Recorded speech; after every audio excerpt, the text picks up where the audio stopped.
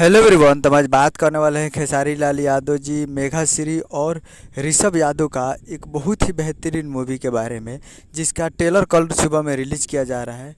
और इस मूवी में संगीत दिए हैं ओम झा जी, और इसमें गीत लिखे हैं विनय निर्मल जी, अरविंद तिवारी जी, दो मिलकर इसमें गीत लिखे हैं, जिस मूवी का नाम है लाडला टू, जो कि आपको स्क्रीन के ऊपर दिखाई दे रहा है। जो कि और ये कल सुबह में इसको रिलीज़ किया जा रहा है। ट्रेलर रिलीज इन ऑन 14 अगस्त 2023 को सुबह 6 बजे। तो कल ट्रेलर को देखने के लिए तैयार रहेगा। और इस मूवी का निर्माता है अभय सिन्हा जी और निर्देशक है प्रियांशु सिंह जी।